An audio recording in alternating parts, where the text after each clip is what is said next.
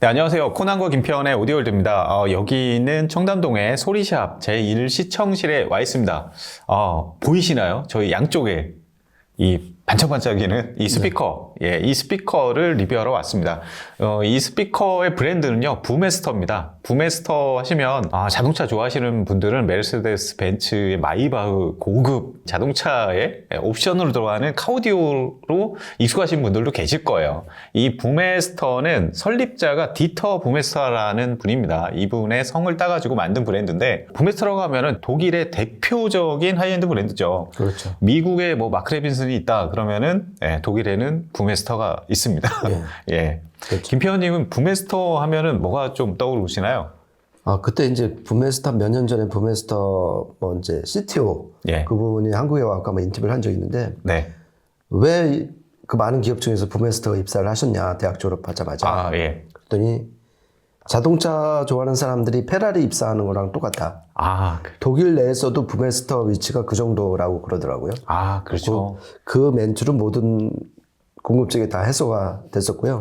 그런가 보다 하고 살다가 작년부터 이 소리샵에서 이제 이 부메스터 앰프를 많이 들어봤잖아요. 저희가 이제 리뷰도 하고. 근데 077, 088 그 프리앰프, 그다음에 216, 218 파워앰프 이거 들으면서 야, 이 앰프의 어떤 내공이 장난이 아니다. 정말 제가 갑자기 좋아하게 된 브랜드가 됐습니다. 그래요. 부메스터는 정말 예전에는 이 하이엔드 브랜드들의 정말 각 학교나 대학이나 뭐 이런 데 박사 뭐 이런 분들이 정말 많이 들어가셨고 정말 그만큼 하이엔드 오디오의 어떤 기치나 가치가 굉장히 높았던 그런 시절이 있었죠. 그리고 부메스터도 그 당시에 태어나서 지금까지 정말 오랜 시절 동안 독일의 최고의 하이엔드 메이커로 그 명성을 이어나가고 있습니다. 그리고 보면은 부메스터 이분이 원래 전기 전자공학 이런 쪽 전공하셨고 그리고 굉장히 좀 특별한 게 정말 엔지니어링 이쪽만 공부하신 분들이 이제 오디오 메이커 하시는 분들이 많은데 이 디터 부메스터는 설립자는 원래 밴드 활동을 어렸을 때부터 많이 했고 기타리스트로 상당히 연주를 오랫동안 했어요. 그래서 지금은 자꾸 하셨는데 돌아가시기 전까지도 정말 집안에 기타 컬렉션이 어마어마했다고 합니다. 그만큼 음악을 사랑하고 또 반대편에서 이 공학 이쪽을 정말 좋아하셨던 그러니까 어떻게 보면은 음악을 재생하는 이 하드웨어를 만들기에는 최적화된 인간상이 아닐까. 그런 생각을 해봐요. 그러니까 초창기에 나왔던 그 프리앰프 모듈형 그거 보세요. 보통의 그 집념이나 그 애정 아니면은 그런 식으로 만들 수가 없죠. 그렇죠. 거의 이 오디오를 이제 아트의 경지로 올려놓은 그런 분 중에 하나가 아닐까 합니다. 부메스터 하면은 앰프로 유명하잖아요. 대부분 뭐 앰프를 많이 기억하실 텐데 부메스터가 사실 알고 보면은 스피커도 상당히 잘 만듭니다. 그래서 이번에는 국내에 상륙한 BC150이라는 양쪽에 보이는 이 스피커를 리뷰해보는 시간을 갖도록 하겠습니다. BC150 딱 보시면은 이게 한쪽에 180kg의 무게를 자랑합니다. 완전 헤비급인데 아까 이거 좀 세팅을 하면서 봤는데 3명이 달라붙어야 조금 꿈쩍하는 그런 수준이고 그리고 키가 140cm가 약간 넘는 뭐 매지코의 M6나 아니면 윌슨의 알렉스 뭐 이 정도 급으로 보고 비교해야 되지 않을까. 어떤 체급이 그 정도다. 이렇게 이해하시면 좋을 것 같고요. 딱 보시면은 어떤 트위터인지 오디오 관심 있으신 분들은 많이 아실 거예요. AMT 트위터입니다.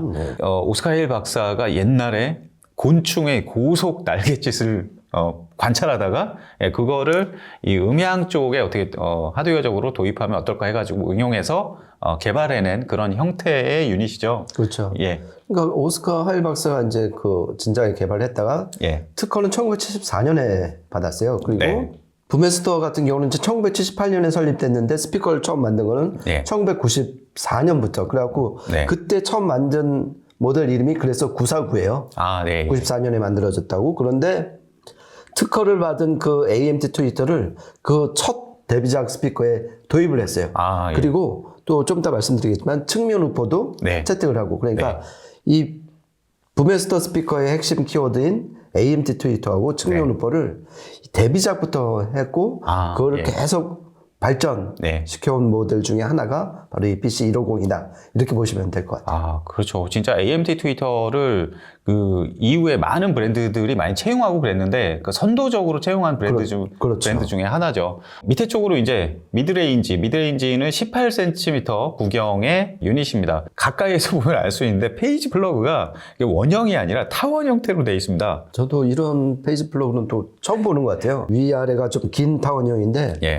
이 페이지 플러그뿐만이 아니라 보이스 코일도 그 감은 모양도 예. 타원형으로 감았대요. 맞아요. 그 이유가 뭐냐면 일단 페이지 플러그는 비대칭이 되는 거 아니에요. 그러니까 예. 위쪽은 짧고 그다음에 이 좌우는 길어지게 되는 거죠. 상대적으로 그 네. 진동판과 페이지 플러그의 거리가. 예. 그걸 통해서 만약에 이게 동그랗게 동심원을 그렸으면은 공진이 똑같이 일어나고 중첩이 돼서 피크가 일어날 수 있다는 거예요. 공진 주파수끼리. 그런데 이렇게 비대칭으로 설계를 하면 그 공진 주파수 중첩으로 인한 피크를 예. 미연에 방지할 수 있다. 네. 그게 이제 첫 번째 네. 이유고요. 그리고 이 뒤에 있는 그 보이스 코일도 타원형으로 설계를 하면 기존은 지금 다 동그랗게 설계를 했잖아요. 그렇죠. 그러니까 마찬가지로 이 동심원에서 발생하는 그 어차피 자석이 일으킨 자기장 안에서 전기 신호가 가는 보이스 코일이 움직이는 거잖아요. 그렇죠. 근데 이게 좀 더 안정적으로 움직일 수 있는 구조는 타원형이다, 비대칭이다. 네. 얘네가 이제 그렇게 주장을 해서 이 두 가지 이유 때문에 특히 이 미드레인지에는 예. 보이스 코일과 이 페이지 플러그를 예. 타원형으로, 비대칭으로 설계를 했다. 이렇게 참고로 알아두시면 좋을 것 같습니다. 네, 그렇습니다. 유닛 설계부터 선택 이런 거를 보면은 상당히 일반적인 그 미국 쪽의 스피커들에 익숙하신 분들이 많을 텐데 그런 분들한테는 상당히 좀 생소하게 보일 수 있지만 나름 다 과학적인 이유 때문에 이렇게 설계한 걸로 보이고요.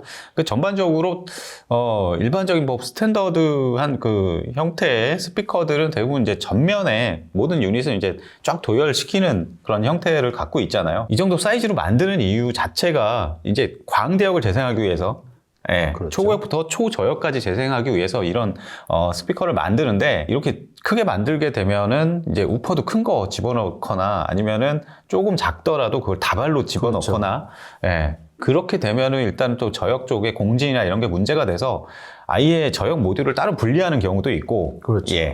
아니면 미드레인지 밑에 쪽으로 다발로 이제 도열을 시킨다든가 그런 경우가 있는데 이 스피커는 일단 우퍼를 전면에서는 안 보이시죠? 네. 그리고 옆으로 봐도 잘 안 보여요. 근데 사실 옆에 있습니다. 옆에 이렇게 가까이에서 보면 아까 핸드폰으로 켜가지고 이렇게 딱 불빛을 비춰보니까 앞에 딱 보입니다. 이게 32cm 구경의 대형 우퍼가 채널당 한 발씩 내장이 돼 있습니다. 그리고 한쪽 반대편에 포트를 마련을 해놨어요. 그렇죠. 이런 설계는 사실 그렇게 많지 않아요. 사실 사이드 우퍼 구성을 하게 되면은 아예 이 정도 규모면은 양쪽에 그냥 한 발씩 달아서 포스 캔슬링 방식으로 설계를 한다든가 그렇죠. 이런 게 일반적인데 우퍼 설계가 굉장히 특이합니다. 그렇죠. 이게 32cm니까 이제 그 인치 친숙하신 분들 위해서 말씀드리면 12.6인치 정도 되거든요. 완전 대형이죠, 그 정도. 그러니까 대형 그 우퍼를 만약에 얘네 주장은 그거예요. 그러니까 앞에다 달면은 이 앞에 면적이 너무 넓어진다. 그렇죠. 그건 피해가 뭐냐면은 위에 있는 그 중고용 유닛들의 에너지를 얘가 다 긁어온다는 거예요. 그러니까 모양뿐만이 아니라 슬림하게 못 가지고 하는 어떤 디자인 문제뿐만이 아니라 그 로브 틸팅 현상이라고 그러잖아요. 그렇죠. 그러니까 에너지가 저기 저역적으로 다 쏠려서 음을 정확히 재생을 못 한다는 거예요. 그래갖고 얘네는 그래서 그 어떤 그 솔루션으로 측면을 선택을 했고 그렇죠. 측면을 선택을 하다 보니까 내부 용적도 확보가 될 수가 있는 거예요. 그러니까 전면은 슬림한 대신 슬림하게. 그렇죠. 안끼리를 길게 가져왔고 저역을 충분하게 낼 수 있는 내부 용적을 이제 확보를 한 거죠. 그리고 그 반대편 또 측면에다가 베이스 리플렉스 포트를 냈잖아요. 얘네 설명은 또 그거예요. 그러니까 후면에 있으면은 뒷벽과의 거리를 충분히 떼어줘야 된다. 근데 이제 이 측면에 있으면은 이 옆벽과 거리만 계산을 하면 되니까 그만큼 남은 공간을 음향적으로 충분히 더 넓게 활용을 할 수 있다는 얘기예요. 그러니까 벽에 좀 더 붙일 수가 있으니까요. 그런 각각의 이유 때문에 측면 우퍼와 측면 포트를 설계를 했다. 그렇게 보시면 될 것 같습니다.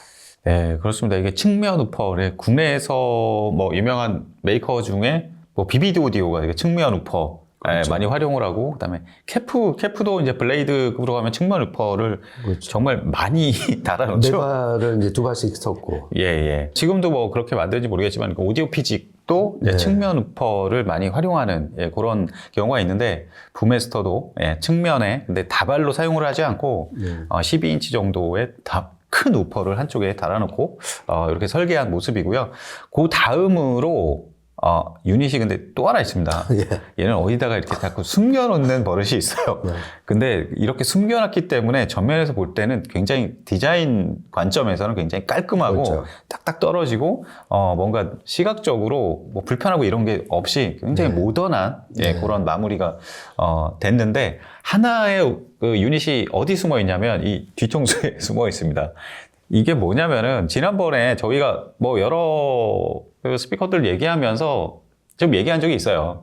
대표적으로 오디오 벡터죠. 그렇죠. 오디오 벡터 최상급으로 올라가면 이 뒤통수에 트위터 뭐 이런 것들이 있는데, 트위터도 있고 또 작은 미드레인지도 하는 경우도 있고요. 그렇죠.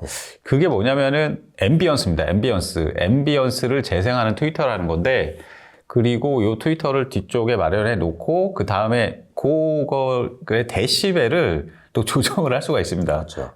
뒤쪽에 그 바인딩 포스트 있는 그쪽에 보면은 레벨 조정을 할 수 있는 노브가 또 있어요. 그리고 뒤쪽에 이제 스피커 입력단, 바인딩 포스트는 바이와이어링, 바이앰핑 모두 지원을 하고요. 그렇죠. 이 스피커 주파수 응답 구간이 이거 완전히 이제 광대역이죠. 그렇죠. 저역이 34Hz, 네. 고역은 20kHz. 그렇죠. 예. 그리고 이제 좀 놀라운 게 공측 임피던스가 맞아요. 살벌하게 낮아요. 그게 이 스피커 운용에서 어떤 좀 핵심이 될 것 같습니다. 네. 공측 임피던스가 몇 ohm이죠? 3옴. 네. 그러니까 공측 임피던스 3옴으로 내건 스피커가 있었나 싶거든요. 뭐 4옴은 많이 봤는데 저는 거의 못 본 것 같아요. 3옴. 진짜 이 살벌한데 그만큼 똑같은 음압을 내려면은 엄청난 에너지가 필요하다는 얘기잖아요. 그렇죠. 그러니까 이 앰프 운영에서 상당히 이제 신중하게. 그러니까 거기서 사실 이 가격대 스피커를 쓰시는 분들은 이미 이제 그거에 대한 준비는 다 돼 있을 거라고 믿고, 그래서 대신 공측 임피던스가 이렇게 낮게 설정이 되면은 그만큼 노이즈 유입을 좀 막을 수 있고, 그리고 앰프에서 더 많은 전류를 갖고 올 수 있잖아요. 그러니까 그렇죠. 자기네 스피커를 충분히 울려달라는 어떤 제작자의 시그널이죠. 그렇게 보시면 될 것 같습니다. 이제 실제 들어보면서 어떤 음질을 내줄지 한번 가늠해 보시면 좋을 것 같은데, 오늘 저희가 듣고 녹음한 시스템 소개를 하고 넘어가도록 하겠습니다. 일단은 소스 기기는 T+A의 MP3100HV를 사용을 했고요. 프리앰프는 077 프리앰프고요. 파워앰프는 218 스테레오 파워앰프인데, 그거를 한 대가 아니라 두 대를 동원을 해서 모노브릿지로 세팅을 했습니다. 그렇죠. 출력이 굉장히 많이 좀 올라가죠, 이 정도 되면. 그렇죠. 이게 스테레오로 쓰면은 4옴에서 275W인데 두 대를 이제 모노 브릿지로 하면은 4옴에서 785W가 나가요. 지금 권장 앰프 출력은 지금 400W거든요. 그러니까 충분하게 얘를 드라이빙 할 수 있을 것 같습니다. 그러면은 실제 어떤 소리를 들려줄지 저희가 녹음한 3곡 들어보시면서 음질적인 부분들 살펴보시기 바랍니다.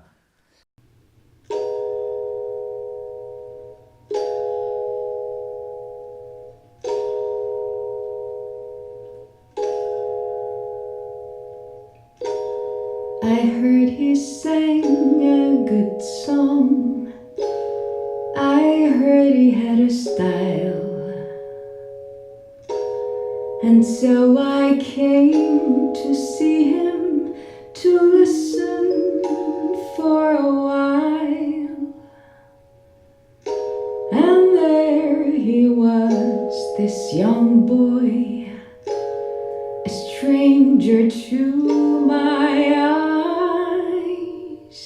strumming my pain with his fingers, singing my life with his words, killing me softly with his song, killing me softly with his song, telling my whole life with his words, killing me softly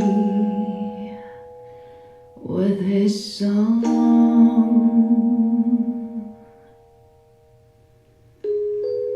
I felt all flushed with fever, embarrassed by the crowd.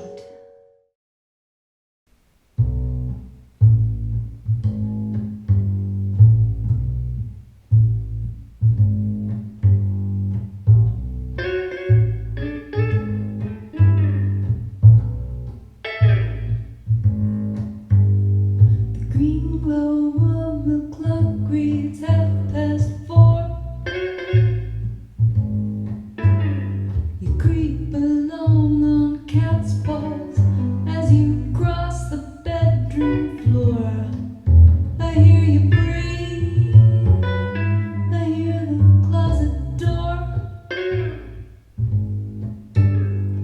Catch wind of the fragrance that I never knew you wore. But I won't say a word, I won't say a word, I won't say a word. I'll just lie here like a rock.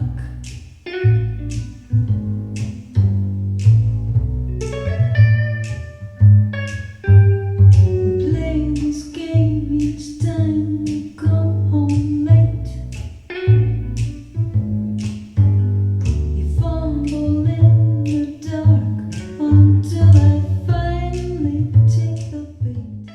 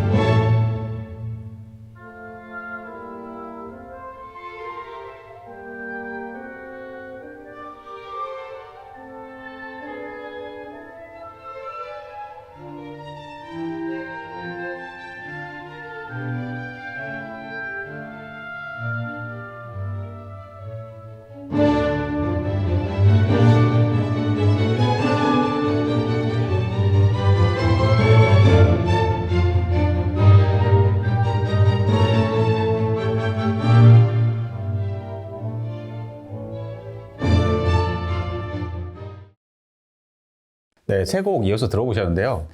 저는 이 첫 곡은 나윤선님의 음악인데 딱 들어보면서 일단은 중구역 쪽에 굉장히 고와요. 곱고 그리고 약간 따뜻합니다. 이 스피커 딱 보면은 인상은 굉장히 모던하고 좀 차갑고 도시적인 그런 느낌이 있는데 실제 들어보면은 투명하긴 한데 약간 웜한 네. 네, 그런 음색이 펼쳐집니다. 그리고 소리결이 상당히 곱고 우아하고 아주 그 고급스러운 느낌들, 네, 예, 네. 그런 느낌들이 확 들어와요, 처음에. 그렇죠. 예. 그러니까 이 BC150 첫 느낌은 사운드적으로 예, 지금까지 여러 하이엔드 스피커를 저희가 많이 들어봤잖아요. 예, 근데 완전 새로운 어떤 장르의 사운드라고 그럴까? 네. 되게 낯설었어요. 아, 그러니까 들을수록 가장 두드러지는 건 뭐냐면 공간감. 예, 얘네가 그 이 공간감 특히 좌우로 쫙 벌려갖고 예. 악기들이 극량시키는 그 네. 모습이 정말 소름 끼칠 정도였는데 예,